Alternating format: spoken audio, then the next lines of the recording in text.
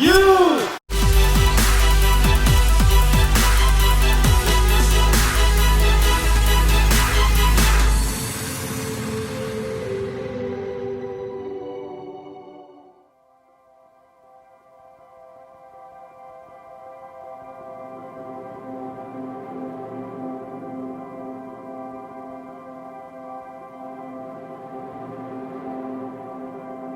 So I remember when I was in first grade, my family went on a family camping trip. And we would do this every year, where families would get together and we'd go to a campground. It was just the best weekend ever. But the best night by far was the night when we built the bonfire. And I remember the night we had the bonfire. I'll be honest, I probably couldn't accurately describe to you how big this fire was, but what my first grade mind remembers is this thing was absolutely massive. And I was pumped. And there's a fire, so of course, I had to roast some marshmallows. And I remember going and picking out my stick that I'm gonna roast with, and I don't know if you've ever been in this situation, but where you get a stick that's way too short for roasting, and so you gotta get a little too close to the fire. And I remember I'm trying to roast a marshmallow by this massive fire, and I'm inching closer and closer, and I can feel the heat from it. And eventually I'm crouched down, and I'm so close, and I'm tired of squatting, and so I just lean forward and I rest my knee on one of the rocks that was creating this fire pit. And in that moment, I realized I made a huge mistake because these rocks had been sitting by this fire for hours, and so it was about the same temperature as the fire, and it burned my knee immediately. I remember screaming, running to my parents, crying. I remember it swelling up and scabbing. I actually still have the scar on my knee to this day to remember that. And in that moment, I learned a really important lesson. In that moment, I developed a fear of fire. Now, don't misunderstand me on that. That doesn't mean like I had like a phobia of fire. It means that, I'd stay away from all campfires from now on or refuse to roast another marshmallow. Not at all. I actually love campfires. One of my favorite things around Christmas time is drinking hot cocoa by the fire. What I mean is that I gained a healthy respect and a healthy fear of fire. I realized the reality of what fire was, how powerful it actually was, and it changed the way I perceived fire. And from then on, I was a lot more careful. It reminds me of in the book of Proverbs 9:10, when it says, "The fear of the Lord is the beginning of wisdom." In that passage, maybe you've read it before, maybe it's confused you a little bit. But in that passage, when it says fear of the Lord, it's not talking about us being terrified of God. It's not, we're not describing fear like a horror movie or something like that. What it's talking about is it's this fear, this reverence, this respect. It's a deeper understanding of who God actually is. And it says that this fear of God is the beginning of wisdom. So when we're lacking in this fear, when we don't have an accurate view or accurate understanding of who God really is, what it leads to is unwise choices.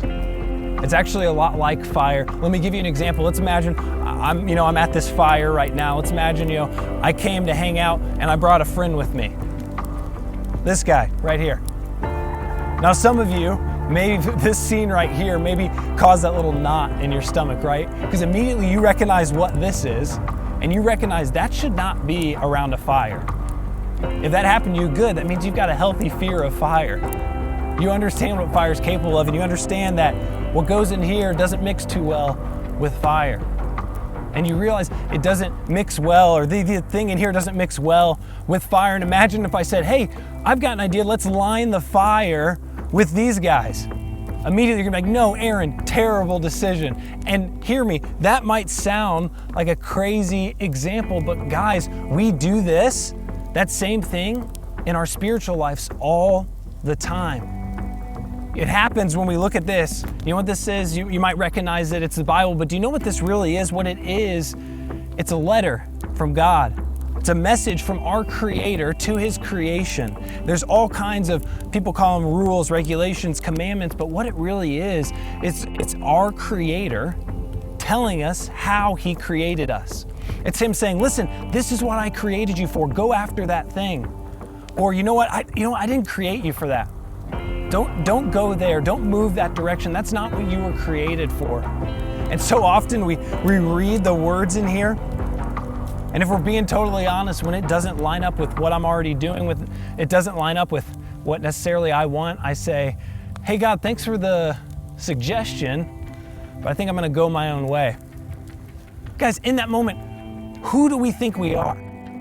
What that is a profound lack of fear of the Lord. It is a misunderstanding of who God is as our creator.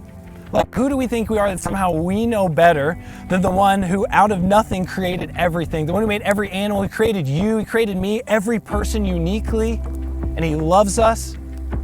Who are we to think that somehow we know better and we should go our own way? Guys, a fear of the Lord is understanding who he is as our creator, and when he says something, we should listen. When he tells us to do something, we should go after it. When he tells us to avoid something, we should avoid it. And that fear of the Lord is the beginning of true wisdom or understanding. So let me ask you a question. Are you pursuing wisdom? Or are you just pursuing what's comfortable or what's convenient or what just the things that you really want? Because let me assure you, if you go after those things, you'll find them. You'll find convenience, you'll find comfort, you'll get what you want, but ultimately you'll feel a profound sense of meaninglessness. But guys, the Bible promises if we pursue wisdom, the book of Proverbs describes wisdom as more precious than rubies and jewels and gold and silver. If we pursue wisdom, that is the route to meaning, to purpose, to true sense of fulfillment.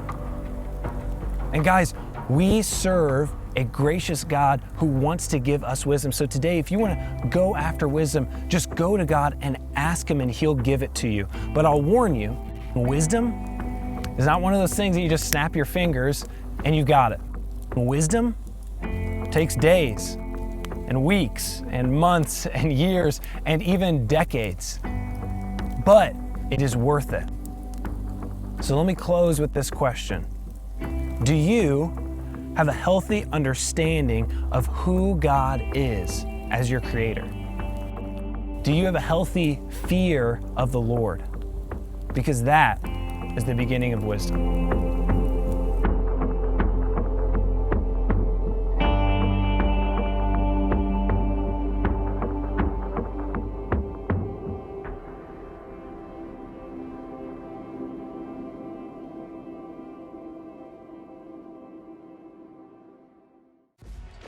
What's up guys, thanks so much for checking out our YouTube channel. We hope you liked this video. If you did, make sure to click that bell, subscribe to this channel. You won't regret it.